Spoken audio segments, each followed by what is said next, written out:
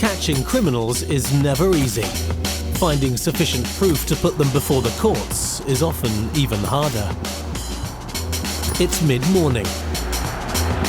Motorway cops PC Alan Coleman and PC Dal Nidja are in Aston, Birmingham. As they turn a corner, a Ford Mondeo heads towards them at speed, setting off their in-car number plate reader. Here we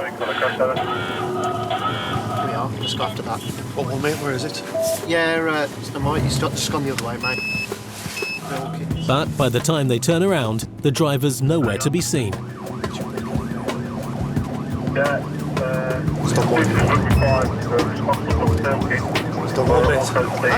Stop one.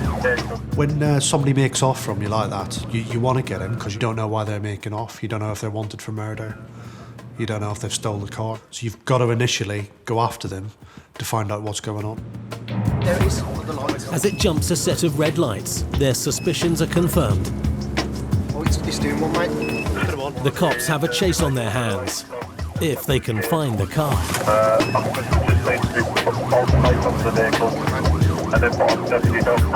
Al thought that he'd gone straight on, but once we committed through the junction, at the corner of my eye, I could see that Mondeo. Oh, it's gone there. It's gone over there, mate. You need to be looking down all the streets because inevitably what they do is they will duck down the first street they get. In and out, and it's just a game of cat and mice, really. Can you get out this way? No. Yeah, it's done one on us, Pete. We've just lost it on the Cuckoo Road. We're just making back towards it, over. The PSP state vehicle described as a dog, Mr. Microfiche search plate, but it's He went down here, mate. Although PC Nidja saw it go down this road, the car could now be anywhere. Okay, X-ray 874 Kilo Alpha. it's clear. It's keep going, mate. He went down here. The trick is to find the driver before he dumps the car. Yeah, there it is. I saw a man on his mobile phone walking towards us on the path. He just didn't look right. That's him. That's that kid back there, you know. When we got to the end of the street and the Mondeo was dumped right on the corner, I knew it had got to be him. So I sent Dal off to get him because he can run faster than me. Behind us, the one that's gone over there. On his phone. The one that's on his phone. I stayed in the car just in case there was someone else maybe running down the other road. There was no one there, so I spun the car around.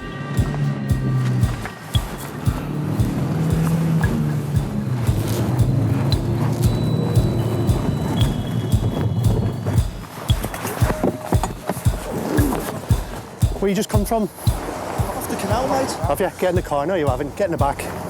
Get in the car. What for? Just get in the car. Mate, under arrest at the moment. Pass me the... What for? I think you've just come from that Mondeo. I've just come off the canal, mate, from Erdington. Why? Have you? Yeah. Yeah, we'll see about that. Just get in the car. His just come from the canal story is getting short shrift from PC Coleman. Anybody see that blue Mondeo come flying down here? Yep, we'll do. Nah. I've just come off the canal, mate, from Erdington. Right, well, if you have, you'll be sorted. He claims to be in the dark about it all. Yeah, Well, what's happened? We've just had a car make off from us. This blue Mondeo, and you've just come from it. Yeah. Yeah, I have come from the Blue Mondale, yeah, I have, You yeah. have, well, there you are then. But his swift change of story does nothing to help his cause. Well, why did you make off? Because I got pulled in it the other week Right. by the traffic squad over the fucking thing in Leicester. Yeah. It's him. He's just said it's him. Yeah. His recent brush with the law does nothing to allay the cops' suspicions. Where's the key, mate? I wasn't driving it, was I? If he'd had the keys on him, it would have given us greater suspicion that he was driving the car. We're looking to place him as the driver of the vehicle. So if you want to search me, I've got no keys. Which custody do you want? Queen's Road? And he's very sure about his story. Well, there was only one in it when he come past. Was it? Was there? There was 2 people. Actually, there was 3 people in it. Well, where are they then? Well, they've gone in now. Have they? Well, there was Yeah, one always in a it when you passenger. passed Always us. a passenger, yeah. He comes off with all this story that's, oh, there's 2 of us, there's 3 of us. Well, where are they? See, the thing is, we come round there pretty quick. There was no one else. No one else here. Everyone else was the workers. There's no one else that stood out. And he was doing the old I'm on the phone trick. When we went into the industrial estate initially, there was no one else about. Not a bean. Just him on his mobile phone. And there may be a way of proving it one way or the other. The only thing we can do is see what that shows us. I looked up and saw there was a CCTV camera basically pointing right down onto the Mondeo, and I thought my luck was in there. Well, what we'll do, mate, there's a camera right under there, so we'll see who was driving it then. Go on then. Hand us a pound, check your camera then. No, the camera there where you parked the car right under Yeah, it. go on then. Go and check the camera then, because I'll tell you now, I was not driving that car. The CCTV could put him well and truly in the frame, if they can access the footage. Just a few miles away from PC's Coleman and Nidja lies the M6 motorway. It's one of the busiest routes in Europe, but congestion often leads to delays, frustration and angry drivers. Near Cannock, PC's Chris Clark and Kevin Shale have just received a report of road rage. Say items have been thrown at another vehicle, or is it just verbal abuse? Yes, abuse and items thrown, but chasing on the ground to the actual colour. Details are still sketchy, but the two cars are still nose to tail, travelling at speed. Soft items, I presume. Well, see whether or not there's any allegations of damage in a minute. Had a phone call made to the control room that there's been an altercation between the occupants of two vehicles whilst the vehicles were moving, as I gather. It's alleged that there's been items thrown from one vehicle towards another, so we're just going to go and see if there's anything in that and see whether or not there's any damage caused to the vehicle. Road rage is an increasing problem on our streets, but cases on the motorway are few and far between. It is unusual, a little bit of antisocial behaviour on the motorway. When they do occur, the motorway cops have a tough job simply finding the guilty parties. Incidents of road rage are very often phoned through to the control room, and I'll be perfectly honest, trying to locate another vehicle in a busy motorway is very, very difficult. So the number of times we actually isolate and stop and deal with the incident is actually quite slim. But this case is different. The driver who's complained about the items being thrown at his car has stayed behind the man who upset him, and the two cars are heading their way. So all we're going to do now is just sit tight here for a moment and wait for them to come to us.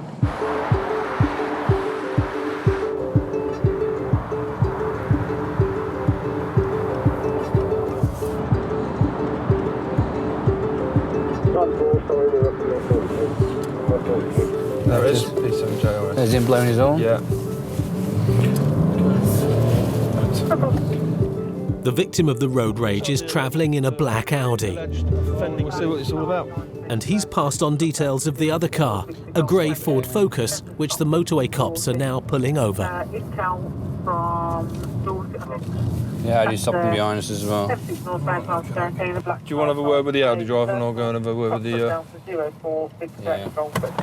Most cases of road rage are hard to prove. It's one driver's word against the other, leaving the cops with a difficult search for the truth. I'll do that. Right. We'll stop you because it's been alleged, or we've had a phone call, it's been alleged that there's been some sort of altercation between yourself and another vehicle. No, there's a black Audi that overtook on the inside, which was a bit annoying. Yes.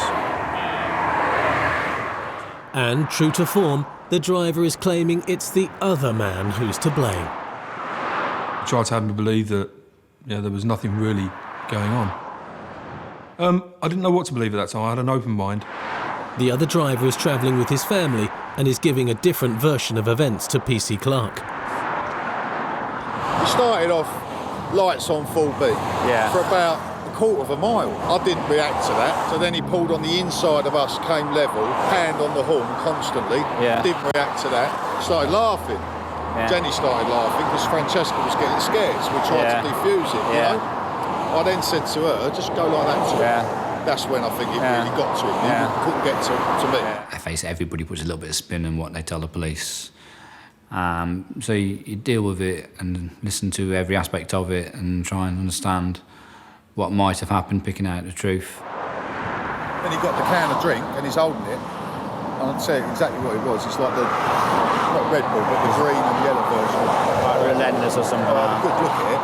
Next thing I know, he's thrown it, bounced off the roof of the car, landed in the outside lane. I know a lot of your job is common sense and take it for what it's worth, but I cannot see how throwing a projectile on a motorway is not an arrestable offence. The problem people have is that they don't really understand the law. They seem to think that any offence you arrest people for. That's not necessarily the case. There are certain laws, okay, which we could perhaps be looking at as far as the Public Order Act. Yeah, Driving without due care and attention. Well, is an item. Where is it? What exactly is he doing? As he's throwing a, you can't use a mobile phone on the motorway, but you can open your window, stick two fingers up, pick up a can of drink. Is that not driving without due care and attention? Is it not dangerous driving? The fact that he was at home, I'd have to prove it. Dangerous driving. When you calm down a minute. You have to accept the fact, as a police officer, a lot of the people you speak to are upset. He's been involved in something which has frightened him and upset him, and you make allowances for that. Another difficult we're faced with is... My word against his. Partly your word against his. Has he admitted throwing the can? He's denied any knowledge of any altercation at all at the moment. Yes, really? Yeah. But from having spoken to yourself now, because when I spoke to him, I had only one side of the story. So I'm going to go back and speak to him, have him in my police vehicle, and then we'll have a further chat with him, and then we'll see where we go from there. Okay. All right, my colleague takes some details from himself. All right. The least I'll do is I'll put him through a day in court, but he's going to think about what he's done. You two slapping his hand. He'll go down the pub tonight and go, oh yeah, I did this, this and this, the police come, they never nicked me, I just got a slap on the wrist. Yeah. I'm not having that. I'll put him through a day in court. Yeah. He's very calm now, isn't he? I think you should nick him now. So while PC Shale tries to get a confession, 5 miles away on the M54, motorway cops Tracy Cope and Paul Finlayson have spotted a much more common problem. Many drivers resent being stopped for so-called minor traffic offences, but the motorway cops treat this as a major issue, because this offence can have tragic consequences. If I said to you in 26 years, 99% of all the fatalities that I've attended, in 99% of all those cases, the death, not the accident, the death has been a direct result of not wearing a seatbelt. Put it on there. He's actually putting it on. Well, it's suddenly appearing. Although he's subtly slipped his belt on, it's not going to prevent him having a chat with PC Finlayson. In 2009, the fine for failing to wear a seatbelt doubled to £60. It's estimated that around 95% of drivers do comply with the law, but there's still a hardcore who refuse to belt up. Hello sir, thank you very much for stopping. Do you know why we stopped you? You didn't have your seatbelt on as we originally came past the vehicle. Can I ask you to come and join us in our vehicle, please, with any form of identification you've got with you? This should be an open and shut case. Jump in the back for me, sir, we can talk a bit easier. Thanks very much. Take that out of my face, please. OK, sir. We passed you as we came down. You didn't have your seatbelt on. You surreptitiously put it on as we then pulled onto the shelf. Is there any reasons why you're not wearing your seatbelt this morning? We hear every excuse under the sun when it comes to a range of offences, and seatbelts are always a good one. Truth, I was coughing in it. I got a flu coming on, as you can tell. I was coughing, so I was took out for a split second. It wasn't a split second though as we came past, unfortunately. It was as we drove past. You didn't have it on at all. It wasn't just. No, I was sneezing at that time. Right, okay, but you didn't have it on clearly, obviously, as we came past. Do you have any medical? Apologies, sorry. I reached in the glove compartment to get some tissue. Not a bad one as they go, but to be frank, he was just lying. You are going to be dealt with for this offence. There's 2 ways we can deal with it. In fact, there's 3 ways we can deal with it. We can either elect to send you directly to a court, okay? We can either give you a fixed penalty ticket of £60, or we can send you on a free course. Free course? A free course, yeah. What's a free course? It's called a crash course. It's conducted at Keele University by Staffordshire Police, and you can elect to go on that course, as I say, for free, rather than being issued a fixed penalty of £60. Whatever you want to do, yeah, that's all I need to. Do you have any form of identification on you at all? So man, you got my name, obviously done a check, man. No, I've got the name the vehicle's registered to. I haven't got your details. Well, I don't know that because I've never met you before and I don't know your history. So, do you have any form of identification on you at all? Checking that people are who they say they are is an important part of the motorway cop's job. But this man thinks they're wasting his time. So I think this is the It's a joke to you, maybe, joke, but it's our job, so. Got nothing better to do. You want to get some donuts or something? I need some donuts. Once he realised that the excuse wasn't going to work, of course, then the insults started. And to be honest, I will take so much. Road safety might not be an issue for you, but it is for us, and we are going to deal with people positively, whether you take the mickey or not. Okay? We are catching criminals, we are doing lots of things every single day, but what we're also doing is looking at road safety. You weren't kneeling down to get a tissue, you were driving along without your seatbelt on, and now you've been prosecuted for it. So cut the whole go get your donut thing. We're trying to save your life and save others on this motorway today. So grow up a little bit and accept the fact that we're trying to do you and others a favour today. So you couldn't just let me just go about my business? No, we are never going to just let you go about your business, because it's us that have to pick up dead bodies, because people don't put their seatbelts on. What would imagine if one of your kids was killed? Yeah? But you don't think about that. All you want to do is sit in the back and take the mickey out of the police officers. Well, we are going to deal with you positively, and we'll do it again and again and again until you realise. And hopefully this course will wake you up a little bit to that. Listen, thank you, okay? Okay. I don't like you. You don't have to like us, do you? The motorway cops don't expect to be liked, but PC Finlayson has a genuine reason to be annoyed with the driver. I've been to a number of fatals now, where if people had just bothered to put the seatbelt on, they wouldn't have come out of the vehicle. They wouldn't have been killed. We wouldn't have had to go tell the families. There wouldn't have been £1 million investigation at the end of it. For the sake of 2 seconds, it really is ridiculous. Some people aren't bothering nowadays just to put that simple seatbelt on. Right, bye-bye. Build your speed up on the hard shoulder for me. Okay? I've been driving for a while now. I'm a lorry driver as well as my spare time. You should know how to wear a seatbelt then. I don't like wearing a seatbelt. Mr. Obnoxious. Mr. Attitude. He's obviously got a severe attitude against the police. He is going to get dealt with whether he likes it or not. And if we've got them, you know, if we've got the evidence and they're bang to rights, then they're going to get done. Back in Birmingham, emotions are also running high. PCs Coleman and Nidger are still trying to prove that the man they've arrested was the driver of the car they've pursued. There's no need to be excited. No, because you're exciting me, because I've done fuck all wrong, and you're You're going getting along. excited. You're the one getting excited. What have I been arrested for? That's what I want to know. Suspicion of theft of that car. Suspicion of theft of that car? I don't want to know. I've got nothing to say. You've just asked us what you're arrested for. Yeah, what have I been arrested for? Suspicion of nicking my own car?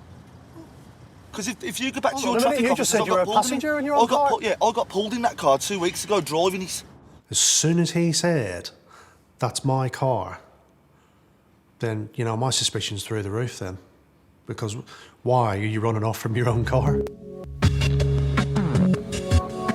They're hoping that the CCTV footage will prove that he was the only one in the car. Mate, is that your camera there? Yeah. Does it work? I blew a fuse yesterday.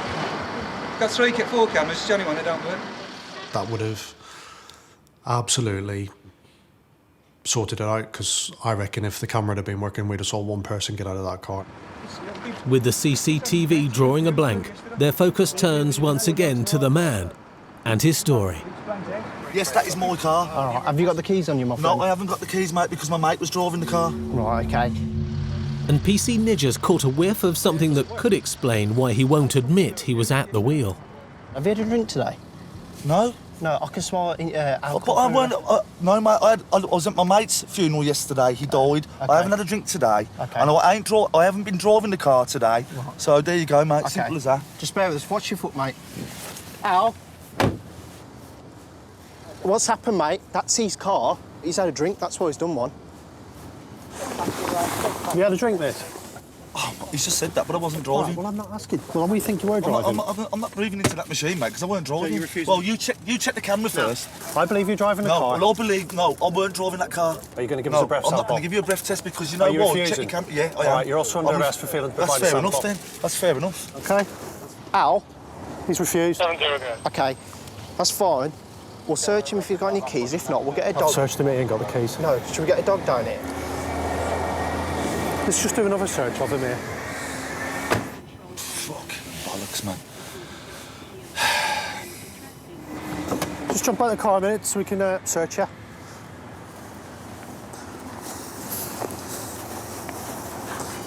What's this, another phone, is it? Got any ID in here, mate? It is, yeah. My licence. Provisional licence holder? Yeah. All right. That's why they took the car off me 2 weeks ago, the traffic officers, because they've only got a provisional. Yeah. If he was driving, this latest finding could explain why he tried to escape, to avoid him having his car confiscated a second time. So who was driving it then? It's because you were. Check the camera. Yeah, Got the footage. I just felt like he was lying to us again, and if he was a law-abiding citizen, which he was saying, and he was telling the truth, then why couldn't he name this driver? PC Coleman has one last throw of the dice. Although I was relying on the CCTV camera quite a bit, I still had my camera in the car, the in-car camera. So I played it in the car, and in front of him, I thought, well, you know, I'm going to show him.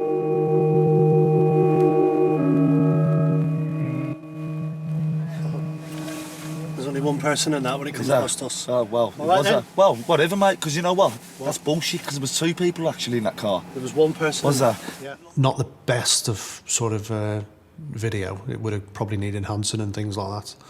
But initially it looked like there was only one. You're lying, mate. It's on camera, mate. Listen. What, do you want to see it Listen, yourself? well, arrest me to do what you got to do, because Well, at the end of the fair day, no dramas, I mate, am because I bothered, was mate. not driving that car, simple as that. And interview me, whatever else, take me to court, I was not driving that car. One person. 2 people in that car. One mate. person. Yeah, whatever. Whatever. Oh dear, never mind, eh? Yeah, whatever. I could see a driver. I could sort of see through the passenger headrest, and there was no heads there. That's not to say that someone was lying down in the car, which I was expecting them to say, to be honest. Listen, I know who was the guy come and pick me up this morning from In where your I own lived, car? right? Because I've been to a funeral yesterday and he had my car. In your own car? Yeah. You're lying. You're a police can I officer lie? and you're lying. It can be somewhat frustrating when people start accusing you of lying, but I'm the police officer at the end of the day. You know, I've came to this job for honesty and integrity, and I believe in those values as a police officer. Unfortunately, other members of the public that we deal with don't believe in those values at all, and he was one of these people. You're lying. You are lying. You're like this no, because you you know lie. you're wrong. No, I'm listen, just showing if you. I was driving that car, I would just turn showing around to you and say I was driving that car because I couldn't give a showing shit about 3 points on my licence. It's not Well, I true, was not actually, is driving it? it. And I'm not going to admit to something that I have not done. Simple as that. If I was driving that car, kid, I would turn around and say I was driving it. Do I look like a kid to you? He was upset because I think he thought he was on the back foot, and his only way of coming back at me was making accusations and getting excitable and shouting at me, basically. Take it to court, mate.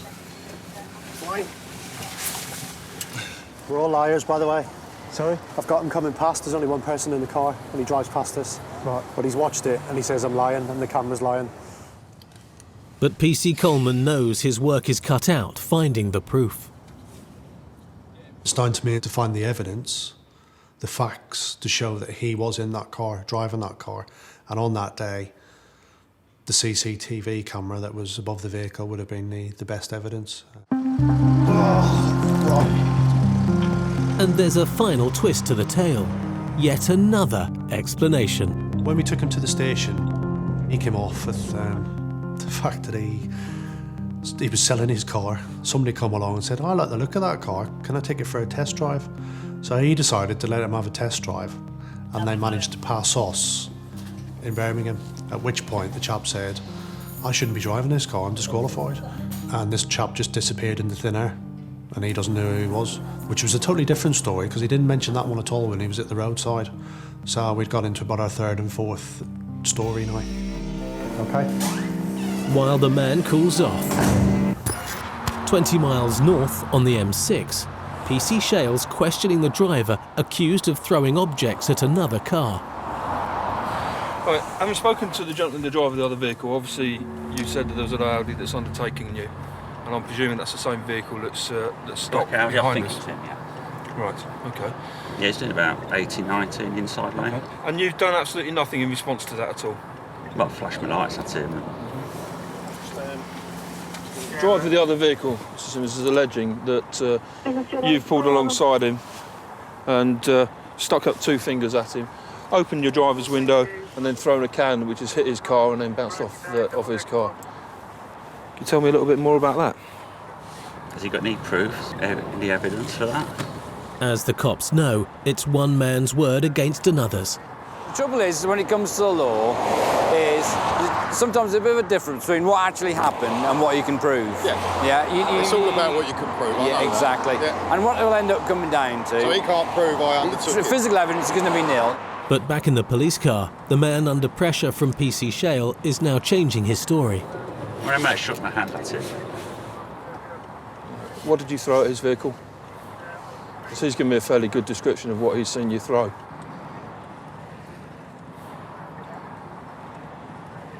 Well, yes, I did open the window and I did throw a can out the window. You threw a can out the window, drinks can. And what do you think justifies that? I was just annoyed that All right. he was open. But at the end of the day, OK, on this occasion, it's caused no damage to his vehicle. That response, your response there, is totally a total overreaction, and I would argue that it puts people's lives at risk. The driver of the Focus really was out of order in what he did. It was potentially dangerous. It was certainly idiotic. You know, for you to throw anything at another vehicle is a gross overreaction. But has any proof of that? Well, my word against it. Well, you've admitted to me as well that you've thrown the item at him, which is under caution and is admissible in court. I felt he was being very stupid. Yeah, he'd already made an admission to us after initial denials. And you never win any friends when you lie to the police. I'll apologise to him and shake his hand if he wants, but... I'll convey that.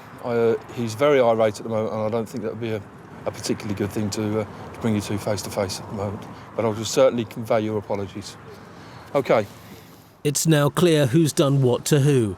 But what's less clear is what the cops can do about it. It's not a straightforward case. There's no such thing as road rage as an offence in itself.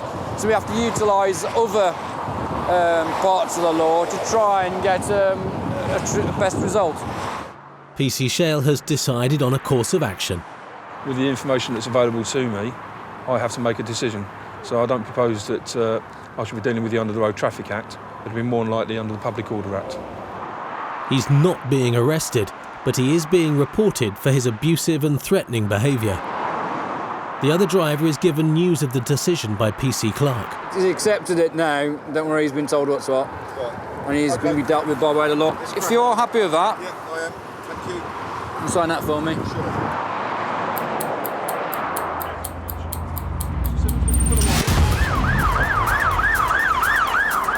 Further up the M6, PC's Tracy Cope and Paul Finlayson have been called to a crash on the M6 toll road. They already know that there's at least one casualty. The ambulance crew on the scene want to get the lady to hospital straight away. We don't know her condition. So she's being taken by a land ambulance to Stafford Hospital. We're going to get one patrol to head there to make sure her condition's okay. And we're going to head to the scene and find out exactly what's going on. At the moment, the details are obviously still a bit sketchy. The M6 toll road was opened in 2003 in a bid to relieve the motorway congestion around Birmingham. Although free-flowing traffic often brings higher speeds, it may not have been a factor in this crash because it happened at one of the toll booths. I hate it when you do that. One car has rammed into the back of another. A highways agency officer is already at the scene. Oh yeah. Female. Okay. Stafford Hospital. Female from that one, Stafford Hospital. Stafford. So that's the offending Chest vehicle. injuries, yeah. She says we're on brake failure. Brake failure? Yeah. Yeah, on a 08 BMW. Male in his ambulance now, on his way to hospital. Right, I'm guessing they're not going just yet if they've just rescued that bag. How's he? He was okay. He said he was okay, and then about 10 minutes later he said he needs an ambulance. We'll get some details on him. Although the driver of the car in front isn't badly injured, he's had a very lucky escape. You can see the BMW, the damaged BMW there. It's obviously impacted with the rear of this vehicle. We're told by the driver of this that he was actually stationary at the booth about to pay when he had the collision at the back. The poor guy, all he was doing was paying for his toll. And all of a sudden he was smacked quite hard from behind. Now his Audi probably weighs nearly 2 tons. And for that to be propelled forward the way it was, there's a hell of a bang occurred. So you can see that the vehicle's been moved a reasonable distance, having been hit of the rear. All the indications are that the woman in the BMW was simply not paying attention. But the cops need to prove that, and to do so they need some evidence. Sergeant Simon Street has arrived to lead the investigation. I'm just checking with our control room to see if this has been caught on CCTV. Yes, it has. It has been? She's just said, yeah. It's always on here. Yes, she's going to download it. We've asked them to download it. Brilliant. Thanks, Trace. A CCTV camera that is working is great news for the cops. But the footage will take at least half an hour to download. Meanwhile, news is coming in from the hospital about the injuries to the woman. Trace, we'll have to hold everyone here. She's got a cracked sternum. We just need to confirm from the hospital it's not going to get more serious. The CCTV evidence will be crucial in establishing whether the injured woman driver is at fault or not. It's a very nice car that no longer works. While they wait for the footage, the motorway cops continue to look into her allegation that it wasn't her, but a fault with her car which was the cause. It's very rare that a modern car ever gets a brake failure. It's not unheard of, but modern vehicles just don't tend to have their brakes fail.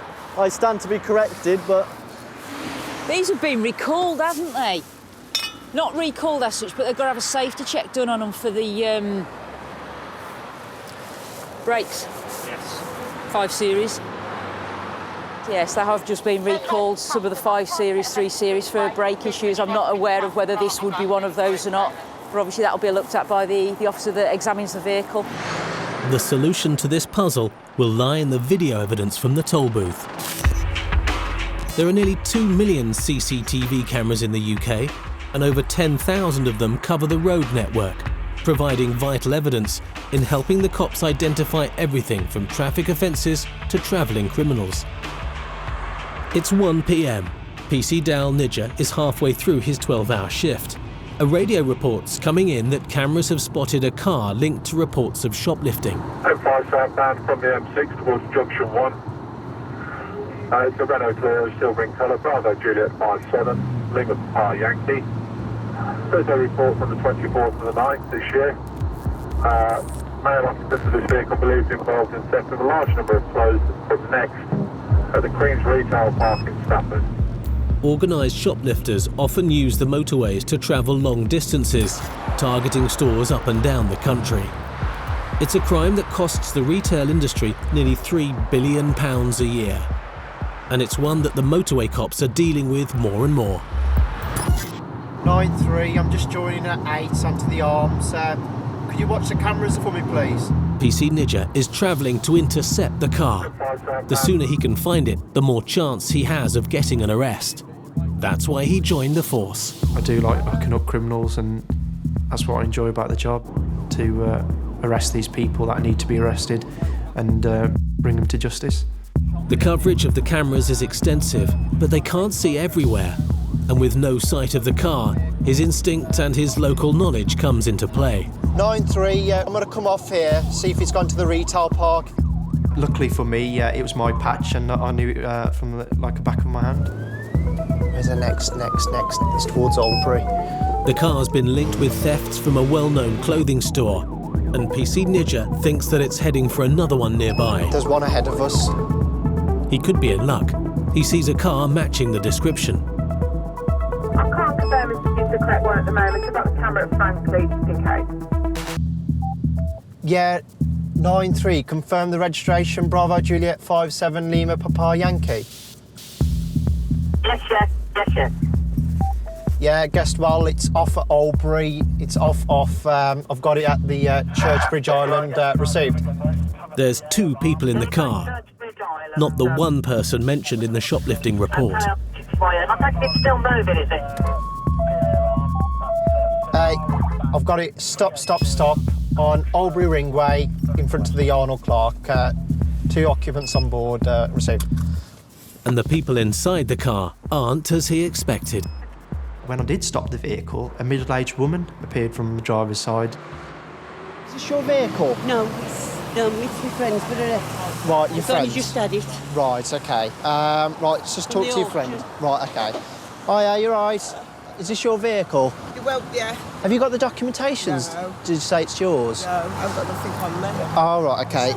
The car's got a report on to say that basically he was involved in shoplifting. What we'll do is quickly get some details, and if you've got nothing to do, you'll be on your way, all right? What we'll ask, if you come and join me in my car, I'll just take some... Yeah, take details, see what insurance you're driving on, all right? There's a very real possibility that the report is incorrect, but until he gets more details, he won't be sure. There you go, thank you.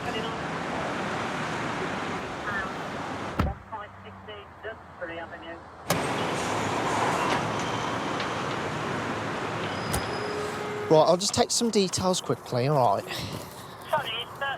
Are you Sheena? It's her car. I'll be speaking to the lady as well.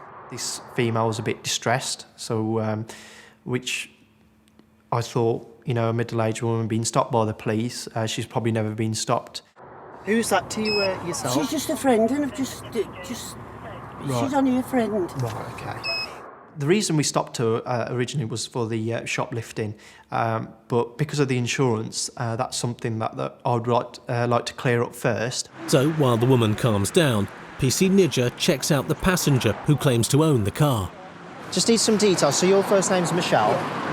You need to ascertain if you've got any insurance or not. You are joking. No? The woman body language was clearly not normal, very, very fidgety, which would show someone that's uncomfortable with being checked out. At the moment, if you just stay there, because I need to fill out some details, all right? And the passenger's behaviour is starting to give him cause for concern. Yeah, that's received, thank you. I'm trying to concentrate on two people here, and she was making my job much harder because she was literally just jumping around. Because he's running off and leaving me.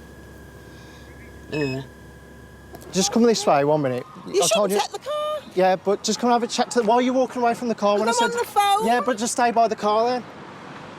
Her friend, the driver, is starting to worry. I mean, this is ridiculous. He's got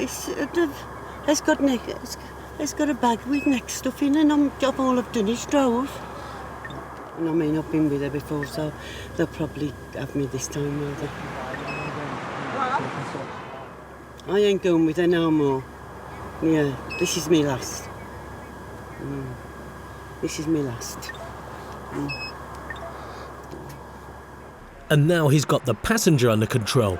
PC Nidja notices something relevant to the shoplifting investigation. Behind her seat, I could see a Next bag tucked into her passenger seat. Whose are those Next bags? They're mine. Right, OK. And you got the receipts of the stuff that you got in there? What do you mean stuff? All washing, all Sorry? washing, old clothes. Oh, it's just old clothes? Right, OK. All right. It's all old clothes. Oh. Excuse me. At the moment, you'll have to wait. All right. And a cursory look in the bag at the old clothes reveals they are anything but. They've got hangers. Yeah, but the they're new not clues. they're old clothes. Well, you'll have to wait, all right? Yeah, they have got Next bags. I just want to clarify what's going on over. While he waits for the results of his checks on the passenger, she grabs her chance for a quiet word with her friend.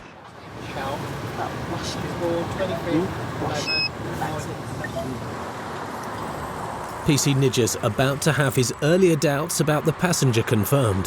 Shelley's known lots of previous motorist shoplifting theft July this year. That's received. Did you say someone was en route to me, ideally a female lover? The evidence is starting to come together, but he'll have to find more than a bag of clothes to give him grounds for arrest.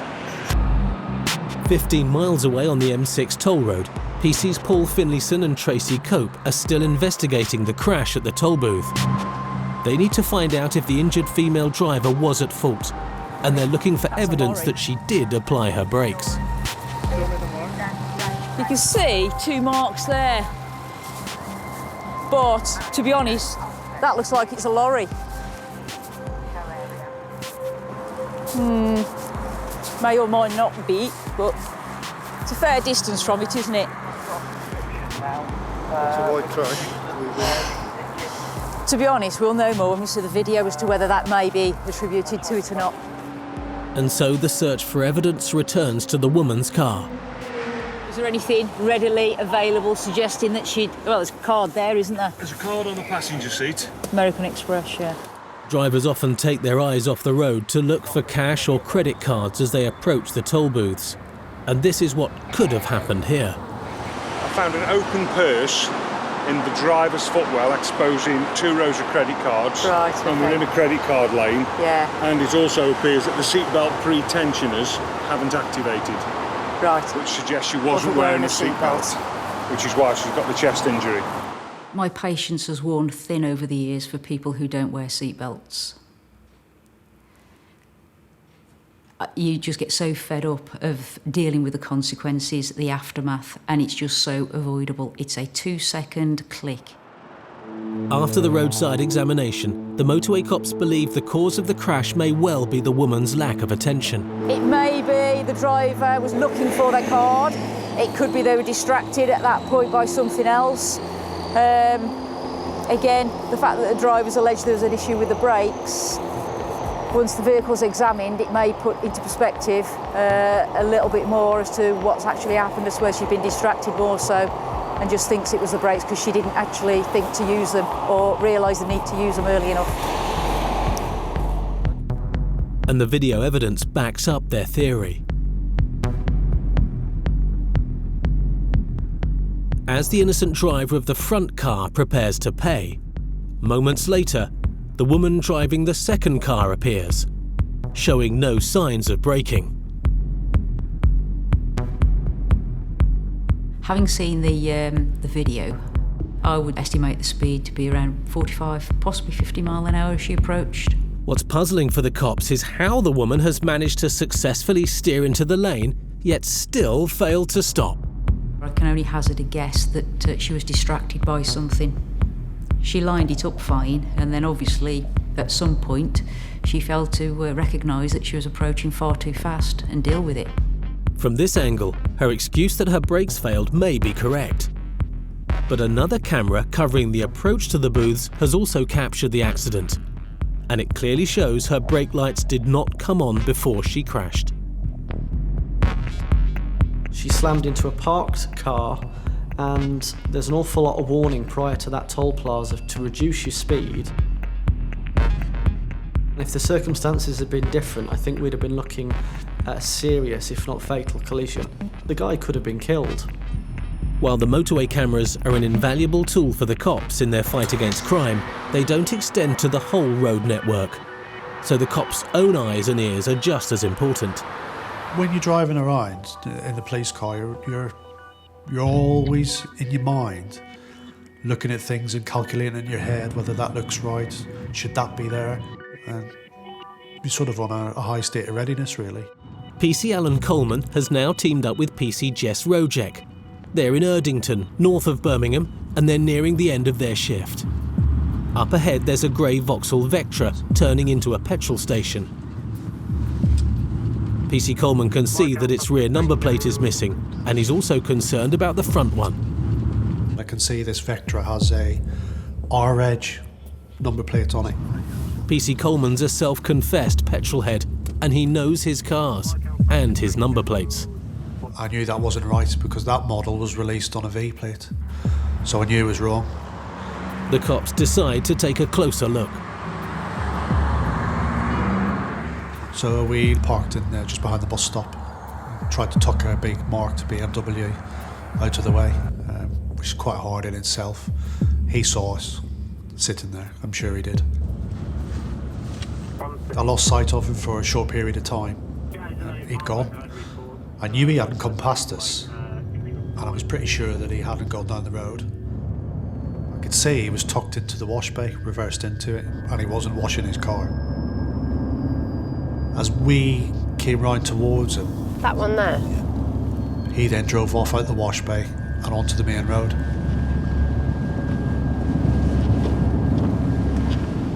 Very, very suspicious behaviour, that. It's not just the suspicious behaviour that's bugging PC Coleman. He can't get that front registration number out of his head. R930 TAC, I think it was. Can I have a code 2 PNC check, please, Streetley Road?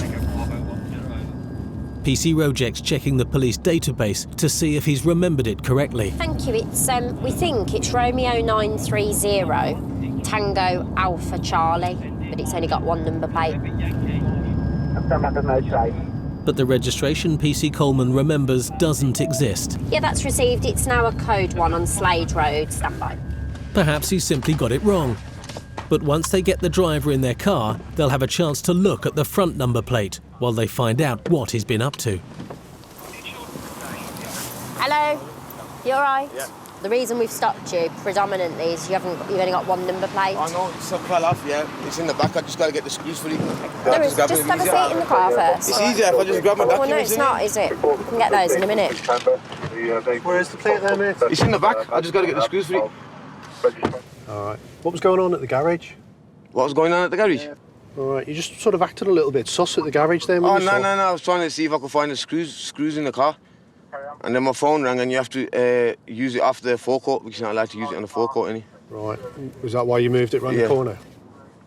I was thinking this isn't a major issue at the end of the day. You know, the plates in the back of the car on the parcel shelf, it's something I see quite a bit. Plates do fall off cars. It does happen. While PC Rojek checks the front number plate, PC Coleman checks him out. Okay, you got any ID on you? Just what's probably in the car, my letter or my sworn form what come. And now PC Rojek's back with details of the front number plate. Victor 82 MHD. This doesn't tally with what PC Coleman remembers. The front number plate was a V plate. It wasn't an R on there. And I started doubting myself in my head. Started putting some little gremlins in there thinking, have I been seeing things? I've still got a copy of the... Oscar Tango 34. my insurance with me. It's in there, is it? Yeah, it's in the car. Can I have a code 1 PNC check, please, on Slade Road, Erdington? Even though they have their suspicions about him, they have no reason to doubt his story. He was very cooperative. He was very, very calm, very willing to answer our questions. Thank you. It's Victor 82 Mike Hotel Delta received. Everything seems to check out. That is all received. Stand by. It's a Vauxhall Vectron in silver. We checked him out via the police computer. He gave us a plausible excuse that the plate had fallen off. He'd got a licence. He got details. There was an insurance certificate in that name in the car. So everything, in effect, checked out for him. Right. Get yourself home. Yeah? Yeah. Get the number plate screwed on immediately. Yeah, I will do. Right. Rather than give you a 60 quid fine for it here and now, which is what we can do. Yeah. All right, I'll give you a bit of leeway. Thanks. Sorry about that. Because if I had the screws in the car, I would have... Right, well, it needs doing. Yeah, I'll today. do it straight away. Okay. But that front number plate is still worrying PC Coleman. Either I'm missing something or I need to go to Specsavers. Because I'm sure that had an R on it. As we watched him drive off into the distance, I had a little nagging doubt in my head about this number plate. It was R901 TAC or R9 something TAC. That's what I thought I'd saw, but I was confusing myself in my own mind. I was giving myself doubt. And his mooching about around the garage just wasn't right either. Why did he move into that little bay at the back? Out of our way? Should we go back and have a look? Yes. Just out of interest. While they return to the garage to try to find out if he was up to anything, 12 miles away near Dudley, PC Nidger's still dealing with the two women he stopped, following a report linking their car with shoplifting. But so far, he hasn't found the evidence he is looking for. Have you got the keys? I need the keys. That's great. Do you need any of the other keys? All these. Yeah, okay, I'll just take that off. This is ridiculous. He's discovered that one of the women has previous shoplifting convictions, and now he's searching her car. When I opened the boot, I thought I hit the jackpot. We've got a lot of stuff related to Next in this bag. Everything was going against her at that point because she even had the pliers to rip open the tags. PC Nidger thinks these clothes have already been stolen as part of a shoplifting scam. I suspect what they're going to do is go back and say, sorry, this size didn't fit, can we have our money back? We'll get a credit note. In that way, they're always up, yeah? So even though they haven't got tags, they'll go back, Next will accept them, they'll get a credit note for them, and then there they go, they have a legitimate credit note to go and buy some real clothes. Also in here, brand new dress, some tops as well, they'll do the same thing for that as well. Also, as you can clearly see, there's some brand new next bags there that they'll just go into the shop, pretend that they just brought them and walk out with them.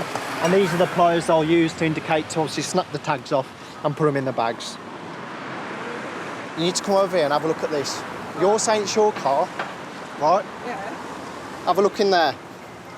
There's all these next bags. Yeah, that's got nothing to do with me. Well, you just said it's your car. Yeah, I've just bought the car only the weekend. Right, have a seat in that car. Yeah. And you said you've stopped my car because of a male, there was a male driving the car. Right, have a seat in there. Well, just because I've got a red card, that doesn't mean anything, does it? Yeah, at the moment you're under arrest for shoplifting, all right? And going equipped. It was enough to bring them in for going equipped because they're going to a specific place to what I believe is to steal. Give me your phone. Right, this will be turned off, OK? When I arrested her, this was my chance to confiscate her phone off her because originally I had no powers. She wasn't under arrest. I was mindful she was making phone calls to someone, but now because she's under arrest, she's in police custody. Do you understand why I've arrested you? For going equipped. You've got loads of next bags in there, brand new, and you've got some pliers. Right, OK, we'll sort that out at the station. Pass me your phone. Pass me your phone. Right. And all these hangers. So you're telling me they're brand new? I'm telling you that none of this belongs to me. So hang on a minute. You've got pliers, brand new next bags, and some of the hangers there. But at the moment, that's why we need to find out what's going on. These people are well organised. They know where these stores are. They've come to this specific location. It must be easier than other stores to get in and steal things. So obviously it's well planned. They know what they're doing, and they knew they're from Wolverhampton. They came here for a reason, and I believe that reason is for shoplifting. PC Jan McNamara has arrived to help PC Nidja do a more thorough search. Any additional evidence, however small, could be useful in preparing their case against the two women. There's some new hangers underneath there as well. Both of them are taken into West Bromwich Police Station, where they'll have some explaining to do about all the new bags and clothes found in their possession. And there's more evidence in one woman's belongings, an extensive shopping list. Meanwhile, the driver's having the charge against her read out. About to go in equipped? Correct. Who? Not me. No. Listen, as a salary. Oh, please, not me, no. No, listen. Salary, all right, let the officer speak, all right? You need to know why you're here, all right? All right. And the officer's saying that you have been arrested for going equipped to commit theft. But I haven't, have I? It was like she'd never seen a custody block and never been under arrest, which was incorrect because the previous record shows she had been arrested, and she just broke down. I don't know nothing. I mean... And you've been in custody before, so you know... I know, yeah. I've only ever been in trouble once in my whole life. I do think that she knows more than meets the eye, but we'll find out and see. She's very hysterical, which I appreciate if she's like that normally, but, you know, she needs to understand that we've got a job to do, and we obviously got to investigate why she's in the car with this stolen property. The passenger, too, is still maintaining her innocence. Do you understand why you're here? Not really, no. Obviously, the vehicle you're in... The more lively character even stated when I stopped her that you'll only arrest me because of what I've done in the past. She's got plenty of previous for shoplifting. Both women will be held for further questioning. Back in Erdington in Birmingham, PC's Coleman and Rojek have returned to the garage where they first saw the driver with the suspicious number plate. They're hoping to find out what he was up to, and first they need to talk to the staff. We spoke to the cashiers and they informed us that they had just had a bilking to the value, I think it was £40 of fuel. And they gave a description of the vehicle which matched the description of the one that we'd just stopped. Did you observe the vehicle yourself? Or is it just after it's happened that you've come to notice it? Well, I didn't actually see it drive off or anything because I just thought that it's going to go into the jet wash and then they're going to plug it in and come back. But you remember the vehicle? They believe he's left without paying, as the attendant remembers the car. But yet again, getting camera evidence is proving frustrating. They couldn't get the video footage to show us what the car was, so it could or could not have been him. I thought in my own head it was him. So I went then to the rear of the car wash to find the number plates. PC Coleman's doubts about the front number plate are starting to make sense. He thinks that the man has used a false number to conceal the identity of his car from the petrol station's CCTV cameras. But when he saw the cops, he decided to ditch the false plate. I hope you've risk assessed that. Yeah. It's very risky.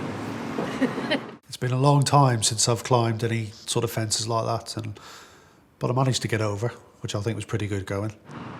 If PC Coleman finds the false plate, they'll have some evidence that their suspect did steal the fuel.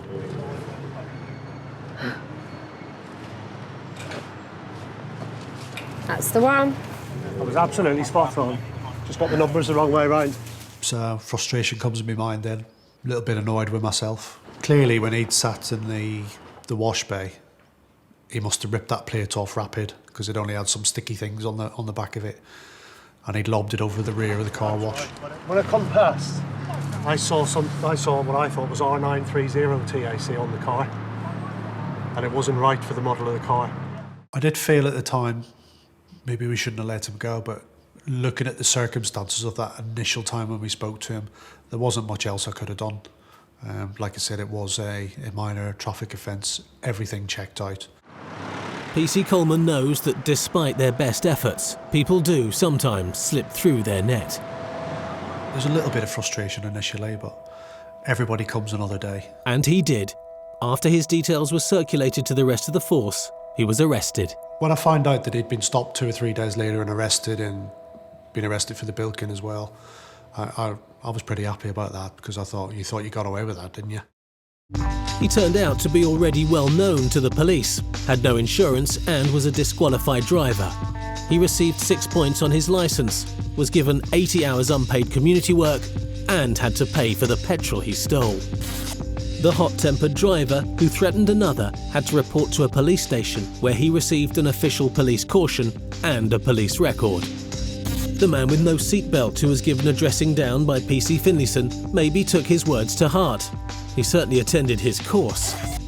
The Crown Prosecution Service decided not to prosecute the woman who crashed into a stationary car at the motorway toll booth.